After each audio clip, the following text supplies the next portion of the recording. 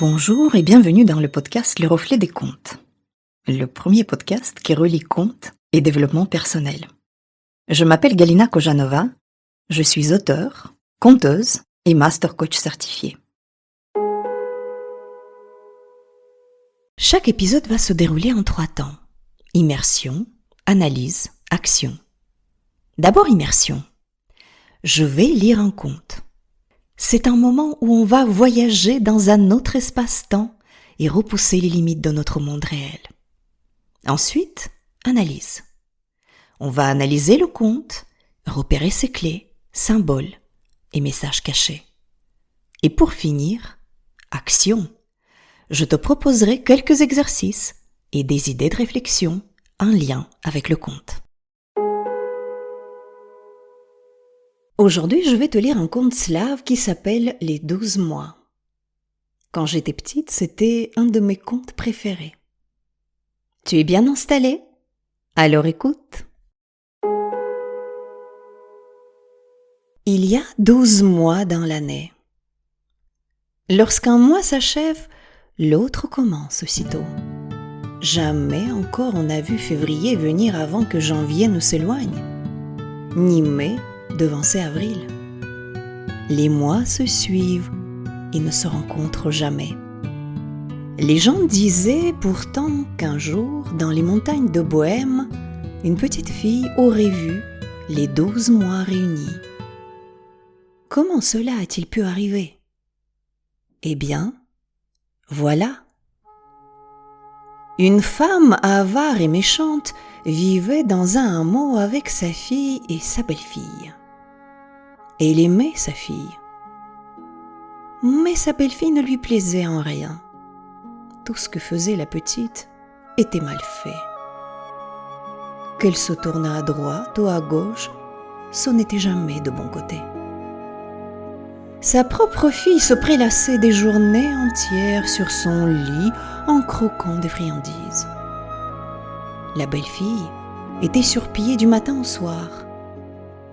Tantôt, il lui fallait courir chercher de l'eau à la fontaine, tantôt ramasser du bois dans la forêt, ou bien rincer le linge à la rivière, ou encore arracher les mauvaises herbes du jardin. La pauvre enfant connaissait le froid de l'hiver et la chaleur de l'été, le vent du printemps et la pluie de l'automne. Et c'est pourquoi, peut-être, elle réussit un jour à voir les 12 mois de l'année, tous ensemble. C'était au plus fort de l'hiver, au mois de janvier. La neige tombait si épaisse qu'il fallait dégager à coups de pelle la porte d'entrée. Dans la forêt, sur la montagne, les arbres emprisonnés par la neige ne pouvaient même pas se balancer au passage de la bourrasque. Les gens restaient chez eux près du feu. Un soir, la méchante femme entr'ouvrit la porte et regarda tourbillonner les flocons. Puis, elle revint au chaud près du poêle et dit à sa belle-fille : « Tu devrais aller dans la forêt cueillir des perce-neige. C'est demain l'anniversaire de ta sœur. » La petite fille ouvrit de grands yeux. Est-ce une plaisanterie? Ou fallait-il vraiment y aller? La forêt lui faisait peur en cette saison. Mais comment trouver des perce-neige en plein hiver? On aurait beau chercher, elles ne se montrent pas avant le mois de mars. Se perdre dans la forêt et s'embourber dans la neige, voilà ce qu'il attendait. La sœur lui dit alors : « Même si tu te perds, personne ne te regrettera. Dépêche-toi, hein. Il ne revient pas sans les fleurs. Tiens, emporte un panier. » La pauvrette se mit à pleurer. Puis elle s'enveloppa dans son vieux châle déchiré et sortit dehors. La neige l'aveuglait, le vent arrachait son châle et il avançait péniblement. Il faisait de plus en plus sombre. Pas une seule étoile ne brillait. Le ciel était tout noir. Seule la neige luisait faiblement. Quelle obscurité! On ne voyait pas ses propres mains. La petite s'assit sur un tronc d'arbre Elle ne bougea plus. Mourir de froid ici ou ailleurs, c'est bien la même chose, pensa-t-elle. Subitement, une lumière apparut dans le lointain. Elle ressemblait à une étoile égarée dans les branches. La petite fille se leva et se dirigea vers la lumière. Elle s'enfonçait dans la neige, elle enjambait les obstacles et se disait « pourvu que la lumière ne s'éteigne pas ». Mais loin de disparaître, la lumière brillait de plus en plus fort. La fillette sentit une bonne odeur de fumée et entendit le crépitement d'un feu de bois.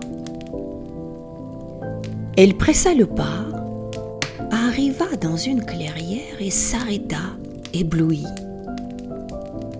On y voyait comme en plein jour. Au milieu de la clairière brûlait un feu. Les flammes montaient jusqu'au ciel. Autour du feu, des gens étaient assis. Les uns tout près des flammes, les autres un peu plus loin. Ils parlaient tranquillement. La petite fille les regarda. Qui peuvent bien être ces gens-là ? Ils ne ressemblaient pas à des chasseurs, encore moins à des bûcherons. Voilà qu'ils sont bien mis. Les uns sont vêtus d'argent, les autres d'or, et ceux-là ont des habits de velours vert. Elle les compta avec soin. Ils étaient 12, 3 vieillards, 3 hommes d'âge mûr, 3 jeunes gens et 3 adolescents.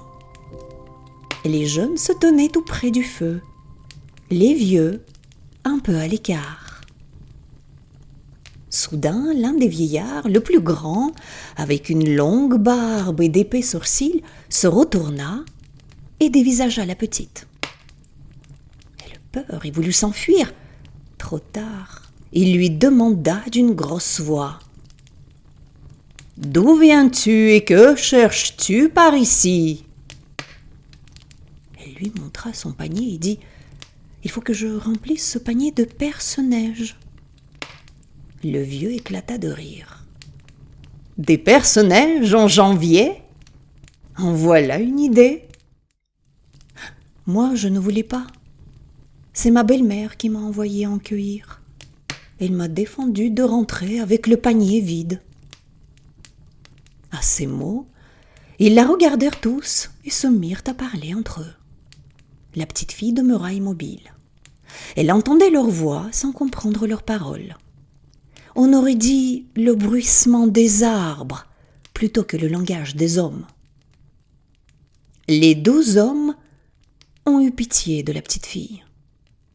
Et le grand vieillard, c'était le mois de décembre, a décidé de céder sa place à son frère Janvier, puis celui-ci à Février, qui laissa bientôt son frère Mars s'installer dans la forêt.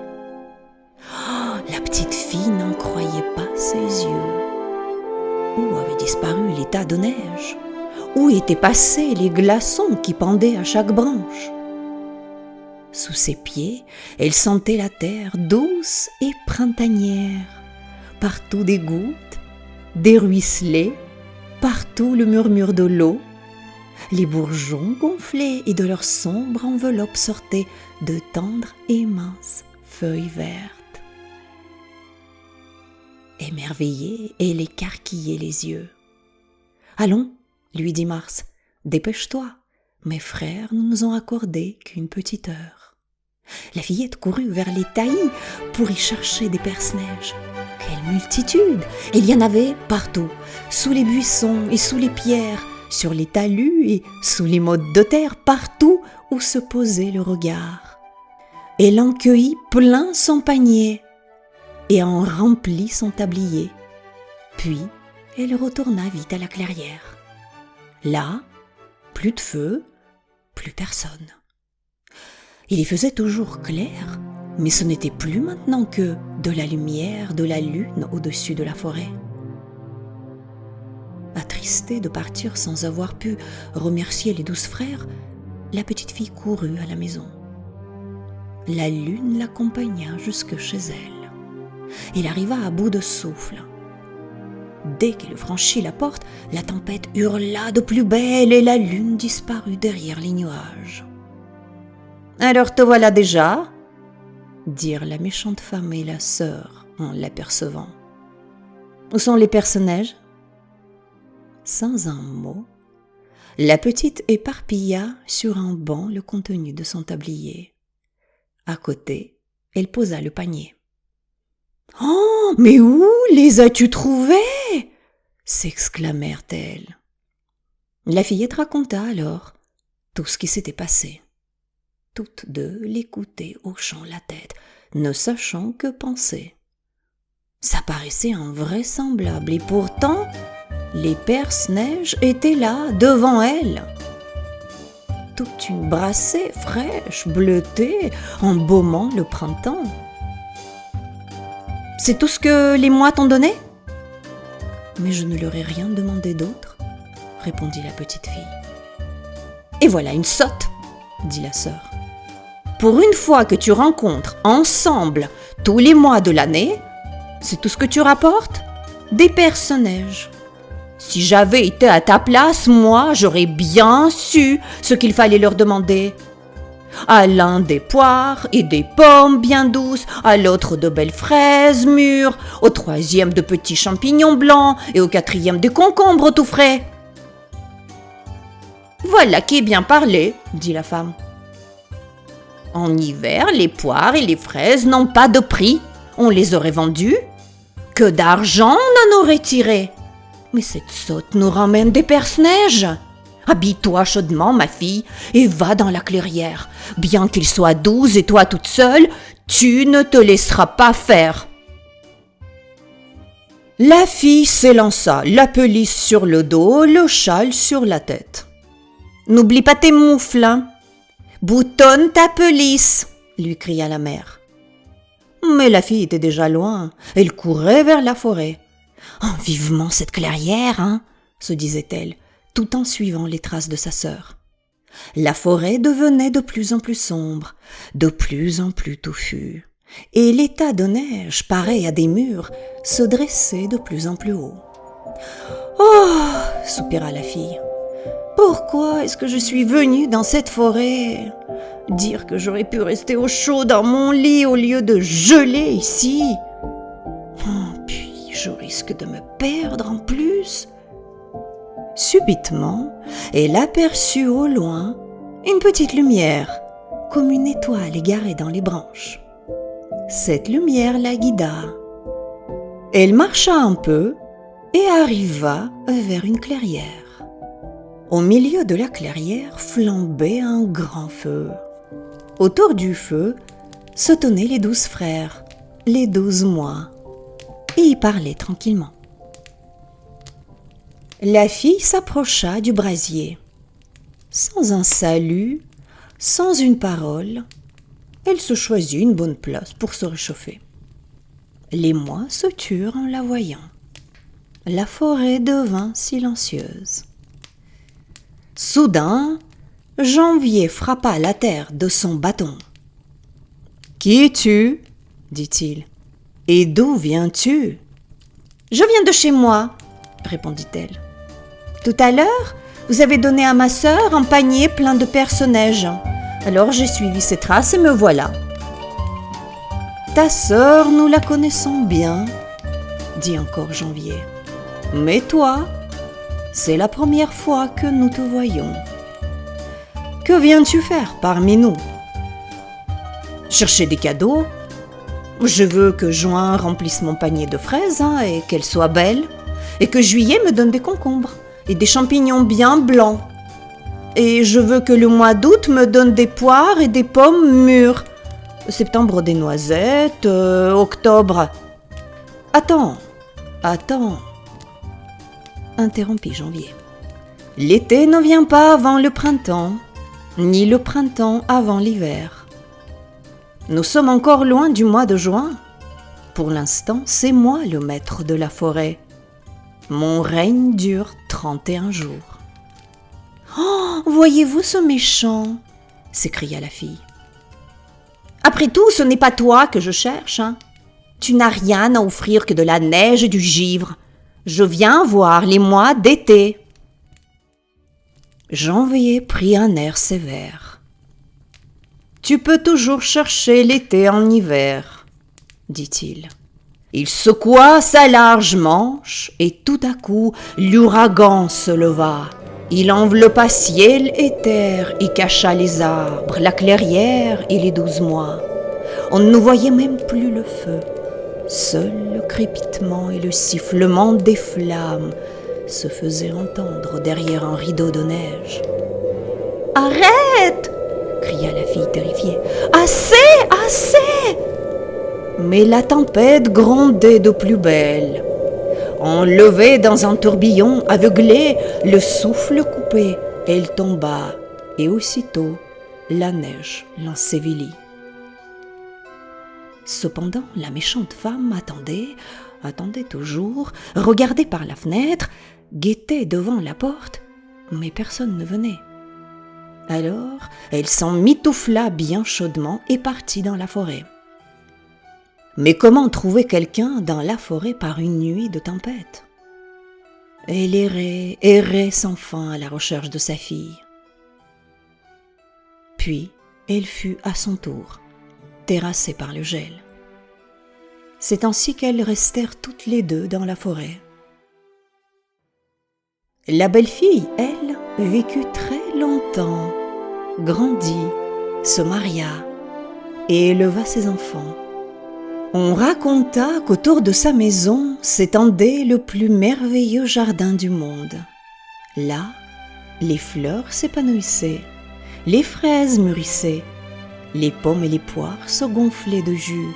Là régnait la fraîcheur pendant les étés brûlants et le calme pendant les tempêtes de l'hiver.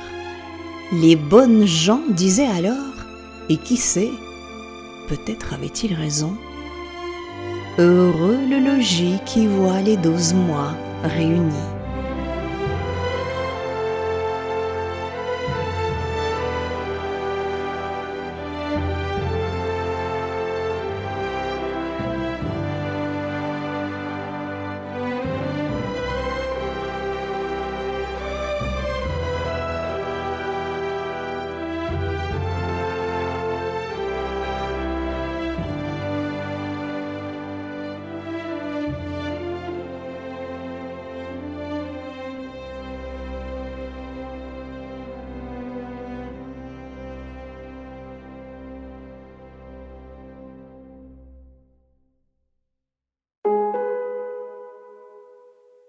Voilà, le conte est fini et on va maintenant voir ce qu'il a à nous apprendre. C'est vrai que j'aime beaucoup ce conte. Quand j'étais petite, je regardais chaque année un très beau dessin animé inspiré de ce conte Les 12 mois. D'ailleurs, c'est un très vieux dessin animé, il est de 1956. Et je le regardais surtout en fin d'année, vers la période des fêtes comme en ce moment. Parce que petite fille en moi le sentait comme ça, déjà. Et aujourd'hui, je le comprends un peu mieux. Pourquoi ? Peut-être parce que ce conte, c'est un peu comme une synthèse de toute une année qui vient de s'écouler. Un peu comme si on faisait un bilan. Et on se préparait pour la nouvelle page qui commence, la nouvelle année. Voilà, c'était ma façon à moi de clore une année en beauté, en plus, parce que ce dessin animé, il est vraiment, vraiment très beau. Et on peut d'ailleurs le voir aujourd'hui sur YouTube avec des sous-titres, parce que c'est un dessin animé en russe. Alors, regardons maintenant les messages de ce conte. Le symbole central de ce conte est plus qu'évident, puisque tout est dans le titre, ce sont les 12 mois de l'année. Et les 12 mois représentent le temps, et plus précisément les cycles du temps.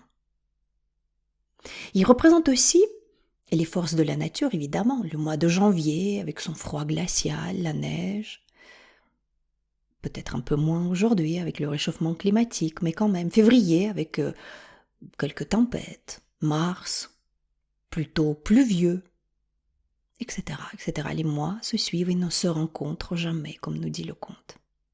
Et les 12 mois, ce sont aussi nos différentes humeurs, nos émotions, nos énergies, voilà, parce que nous n'avons pas les mêmes énergies en cours d'année et même de façon cyclique. Les énergies changent, évoluent. Les énergies de froid quand on est un peu en retrait, de floraison quand on a envie de créer, de récolte, quand on va récolter un peu tout ce qu'on a réussi à réaliser, et puis peut-être les moments de repos où on est dans le lâcher-prise, etc., etc. Voilà. Et la sagesse consiste à écouter ce qui est de saison en nous. Plutôt que de vouloir être en été permanent. Ça n'est pas possible. Et alors le conte nous le fait très bien comprendre. Ce conte sur les 12 mois, c'est en fait le symbole de la maturation intérieure. Parce que il nous faut apprendre à vivre en accord avec nos cycles, nos émotions et les rythmes de vie. Ok. Donc dans le conte, la petite fille voit les 12 mois réunis tous ensemble.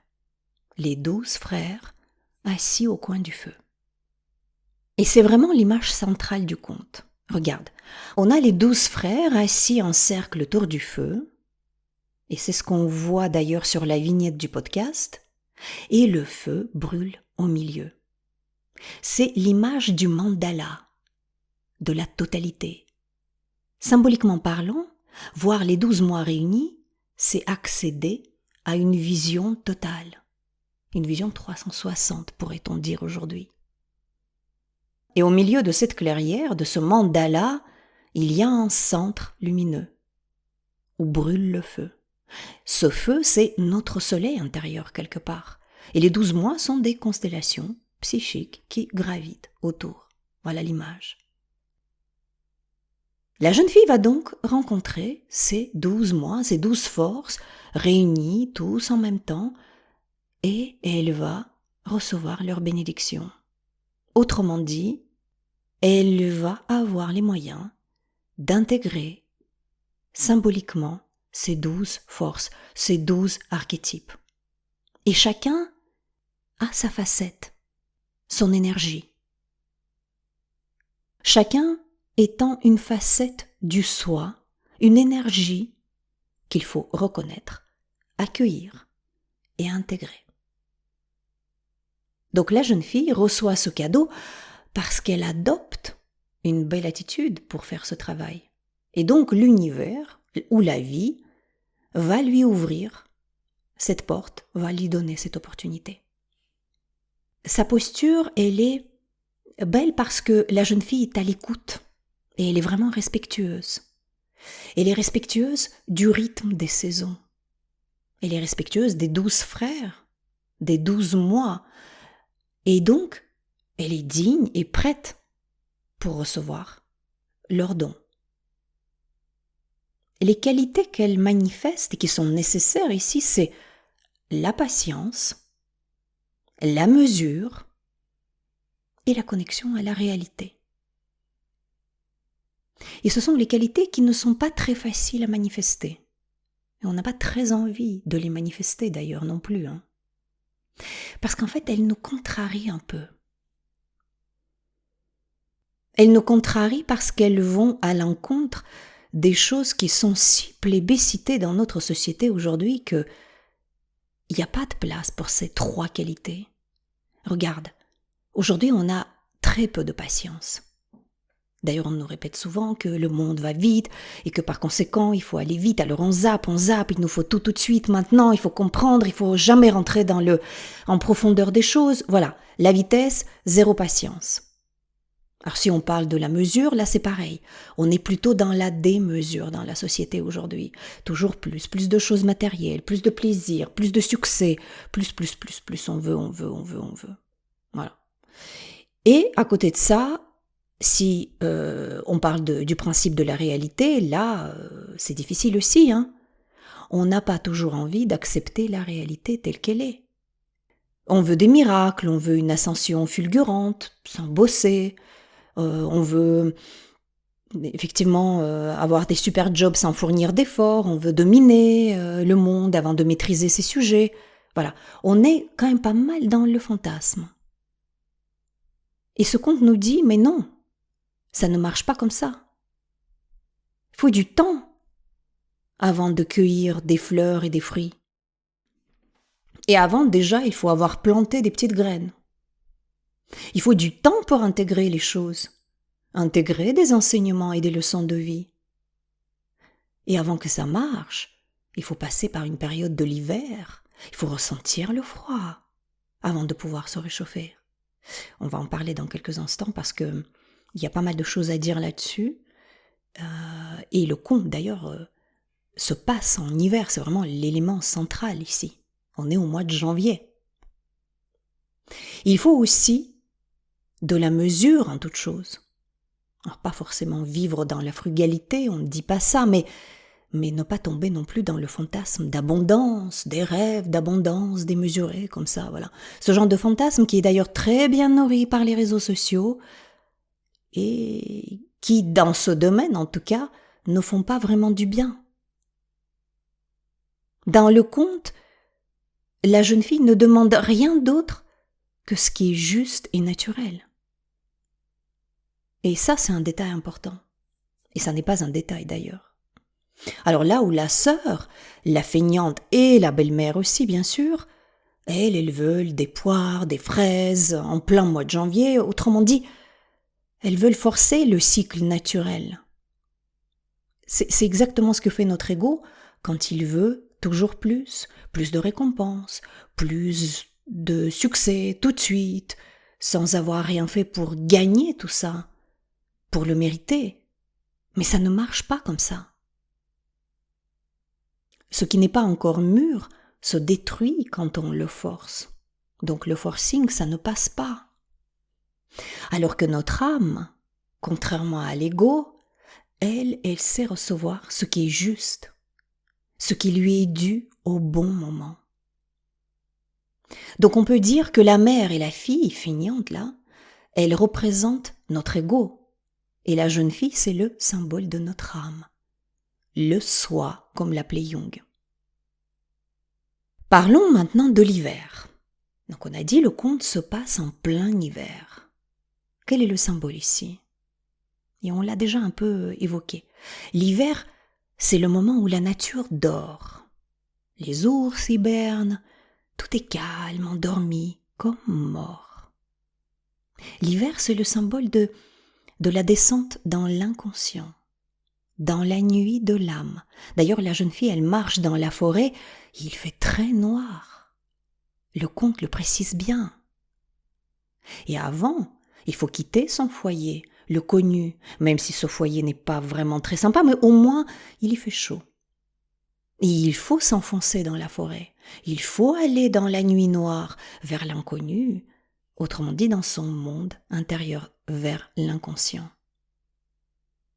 Et la jeune fille, elle y va, et elle va traverser la peur, évidemment, le froid et la solitude. Elle se sent vraiment seule. Mais elle continue d'avancer. Et c'est dans l'épreuve qu'elle rencontre la lumière du feu et les 12 mois. Autrement dit, l'obscurité contient toujours la possibilité d'un feu intérieur. Toujours. Et ce feu au milieu de la clairière, ce feu des 12 mois, c'est le feu du soi. C'est le centre vivant qui éclaire, qui nous éclaire dans l'obscurité. Si on s'en approche sans respect, comme l'autre sœur, il nous arrive des bricoles. Et si on le fait avec humilité, comme la jeune fille, ce feu va nous éclairer et nous transformer. C'est en fait une rencontre avec notre chaleur intérieure. Cette lumière qui continue de briller même dans les ténèbres. Voilà. C'est une image là aussi très jungienne de la renaissance à partir de l'obscurité. Et on pourrait dire, dans nos hivers intérieurs, se cachent les germes du printemps. C'est très profond et fondamental. Mais encore faut-il accepter l'hiver. Accepter le froid, la glace et donc l'inconfort. accepter de l'endurer. L'endurer le temps qu'il faut, hein. En tout cas, tant que l'hiver dure. Et l'autre sœur, elle, bien sûr, elle n'aime pas l'hiver. Bon, ça, ok, mais en plus, elle ne l'accepte pas. En fait, elle n'accepte pas la réalité. Donc, déconnexion totale du principe de la réalité. Et en plus, elle dénigre. Tu n'as rien à offrir que de la neige et du givre, je viens voir les mois d'été. Voilà ce qu'elle dit au mois de janvier. Et janvier lui répond, tu peux toujours chercher l'été en hiver. Et là, qu'est-ce qui se passe? Une énorme tempête de neige va s'abattre sur elle. On ne voyait même plus le feu, seul le crépitement et le sifflement des flammes se faisaient entendre derrière un rideau de neige, nous dit le conte. Voilà. Symboliquement, la fille, elle est engloutie par la tempête de l'inconscient. Il n'y a plus aucun feu qui peut la guider. Et donc, encore une fois, le conte nous met en garde. Lorsqu'on ne respecte pas le principe de la réalité, et lorsqu'on est dans ces fantasmes démesurés, ces caprices, on va être chahuté. Notre ego risque de se faire engloutir par l'inconscient. Et après l'hiver arrive le printemps et ses premiers perce-neige. Et perce-neige, c'est le symbole de renaissance et de pureté, de renouveau. Ce sont vraiment les premières fleurs du printemps. Elles percent littéralement la neige et la glace et c'est une image d'une vie intérieure qui surgit comme ça de l'hiver psychique, du froid psychique. Voilà. C'est un renouveau après l'épreuve. Donc, revenue après l'épreuve, la jeune fille est porteuse d'un don juste. Et ce don, c'est les perce-neige. Et bien sûr, tout ça provoque la convoitise de sa mère, sa belle-mère plutôt, et de sa fille. Parce qu'elles sont toutes les deux dans la logique de posséder. Et en plus de posséder, il leur faut tout de suite, et sans rien faire. En fait, elles cherchent à forcer les choses, à forcer le mystère. Elles veulent reproduire le miracle. Mais par contre, elles ne veulent pas passer par la transformation intérieure. Elles ne veulent pas passer par l'hiver. C'est vraiment le comportement typique de l'ego, on l'a dit, vouloir la récompense sans l'épreuve, le fruit sans avoir planté de petites graines, gratuit. Donc cette mère et cette fille vont être englouties par la tempête, autrement dit, par les forces inconscientes qu'elles refusent de reconnaître. Et le conte se termine bien. Il se termine bien pour la jeune fille. Il nous dit qu'elle fait fleurir autour d'elle un jardin merveilleux. Et ce jardin, qu'est-ce qu'il symbolise? Il symbolise le tout intégré en fait. Une âme unifiée, riche et harmonieuse, féconde. Il symbolise aussi la cohérence entre les saisons de vie, entre les émotions, les désirs, les actions, tout ça c'est accordé au cycle du réel. Le conte nous dit que celui ou celle qui a réussi de réunir en soi les 12 mois, autrement dit les 12 forces, les 12 dimensions de son être, du plus sombre au plus lumineux, les 12 énergies de la vie, du désir à la sagesse, de la peur à la foi, vraiment toutes ces polarités, cette personne-là, elle va bien vivre. Elle va vivre dans une harmonie vraiment durable. Et le conte se termine par cette belle phrase « Heureux le logis qui voit les 12 mois réunis ». Et on peut aussi dire que cette jeune fille, elle a intégré son zodiaque intérieur. Je m'explique. Alors je pense que c'est comme ça que Jung pourrait voir ce conte, en tout cas. D'ailleurs, tu sais, il était passionné d'astrologie. Il écrivait par exemple à Freud, dans une lettre de 1911, voilà ce qu'il écrivait. « L'astrologie représente la somme de toutes les connaissances psychologiques de l'Antiquité. C'est intéressant ça. Et donc il considérait l'astrologie non pas comme quelque chose de prédictif, mais comme un langage symbolique des archétypes. Alors pour lui, le ciel étoilé, c'est un miroir de l'inconscient collectif, de l'âme du monde. C'est comme ça qu'il appelait l'inconscient collectif. Les planètes et les signes sont des images archétypales, d'ailleurs tout comme les personnages des contes. Voilà. Les 12 mois, les 12 signes, le thème astral, en fait, sont comme mandala du soi, ou la roue de la transformation, si on veut. Les saisons et les rythmes se succèdent, et un être humain se transforme, évolue. Voilà, un joli conte. Et maintenant, je te propose un exercice, très simple, à faire en 3 minutes. On va faire léger, et en 3 temps. Première étape, regarde en arrière. Choisis un moment qui a marqué ton année comme l'hiver. Ça pouvait très bien être au mois d'avril, un passage difficile, où les choses se déroulaient au ralenti, pas comme tu voulais en tout cas. Et demande-toi, qu'est-ce que j'ai appris pendant cette période-là? Ça, c'est la première étape. La seconde, regarde autour de toi. Aujourd'hui, tu es dans quelle saison intérieure?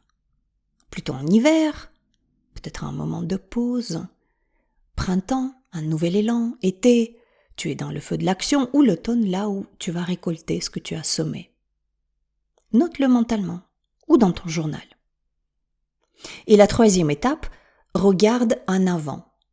Demande-toi, de quoi est-ce que j'ai besoin maintenant pour avancer sereinement dans ce cycle? Alors peut-être que tu as besoin de la patience, peut-être il te faut plus d'énergie ou simplement plus de repos. Peut-être autre chose, trouve ce dont tu as besoin pour t'aider à avancer sereinement. Voilà un exercice léger et sympa à faire en cette fin d'année. Je te souhaite de passer d'excellentes fêtes de Noël. Et je te donne rendez-vous l'année prochaine. Merci de m'avoir écouté. Je remettrai ces questions dans les notes de l'épisode. Tu y trouveras aussi mon adresse email et les liens vers mes comptes LinkedIn et Instagram pour me contacter. Si tu as des questions ou des commentaires, n'hésite pas à me contacter. J'aime bien recevoir les questions et les feedbacks de mes auditeurs et je réponds toujours. Si tu veux aller plus loin et entamer un travail personnel avec moi, je te donne rendez-vous sur mon site internet lerefletdescontes.fr. Une séance de 30 minutes est offerte. On se retrouve dans 15 jours pour un nouveau conte et une nouvelle expérience sur le chemin de la connaissance de soi. Si cet épisode t'a plu, n'hésite pas à le partager autour de toi. Ça aidera à faire connaître le podcast. N'oublie pas de t'abonner à ce podcast pour ne pas rater la sortie de nouveaux épisodes. Merci de m'avoir écouté. Je crois que les contes peuvent nous aider à devenir les créateurs de notre vie. Créer son conte, sa vision, c'est une étape essentielle pour prendre sa vie en main. Dans ce podcast, j'aimerais t'offrir des outils pour écrire ton conte à toi, celui qui te permettra de créer ton avenir. Car si tu ne le fais pas, qui le fera? À très vite pour un conte.